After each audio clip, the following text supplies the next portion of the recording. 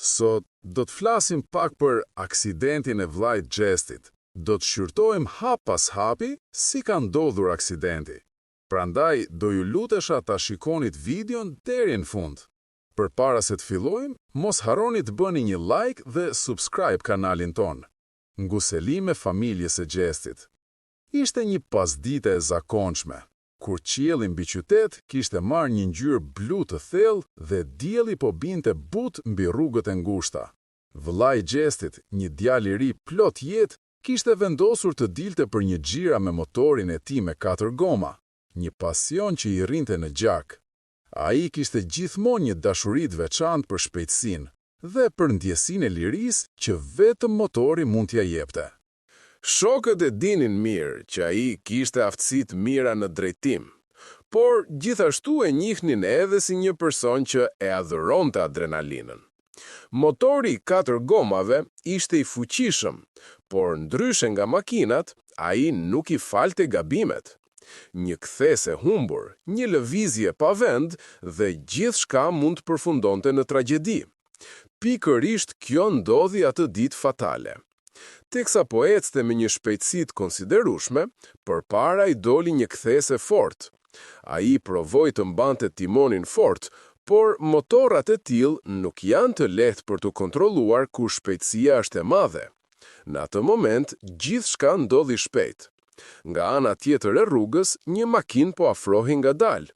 Shoferi i saj pa që djali kishte humbur kontrollin e motorit. Në një përpjekje për të shmangur tragjedinë, shoferi e zhvendosi makinën në korsin tjetër, duke shpresuar t'i hapte rrugë. Por edhe kjo lëvizje nuk mjaftoi. Vllai i Xhestit, i përfshirë tashmë në kaosin e shpejtësisë dhe të kthesës së fortë, nuk arriti ta ndalte motorin. Përplasja ishte e pashmangshme. Motori goditi me forcë anën e makinës, pikërisht tek feneri i pasagjerit. Zhurma e përplasjes kumbon ende në kujtesën e atyre që ishin aty pranë. Nga impakti i fortë, trupi i tij fluturoi disa metra më tej, duke rënë rënd në asfalt. Në atë çast, koha sikur u ndal. Kalimtarët u afruan me vrap, shoferi i makinës u tronditi tëri, ndërsa miqtë e tij që ishin pas tij në rrugë u lëritën nga dhimbja. Goditja i kishte dëmtuar rënd qafën dhe tronditja e kokës në asfalt i shkaktoi hemoragji të brendshme. Edhe pse ambulanca u thirr menjëherë dhe ndihma e parë u dha në vend ngjarje, dëmet kishin qenë të parikuperueshme. Çdo sekond dukej si një betejë mes jetës dhe vdekjes. Mjekët luftuan për ta shpëtuar, por fati ishte i pamëshirshëm. Djaloshi që pak minuta më parë ndjente erën e shpejtësisë në fytyrë, tashmë po përballej me fundin e jetës së tij. Ky aksident i rënd tronditi jo vetëm familjen e Xhestit, por edhe gjithë komunitetin. Një djalë i ri, plot ëndra e plane, humbi jetën në mënyrë tragjike.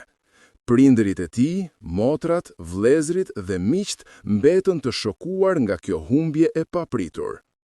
Në çdo bisedë pas asaj dite, kujtohej pasioni i tij për motorët, buzëqeshja që nuk i ndahej dhe shpirti i lirë që tani ishte shuar.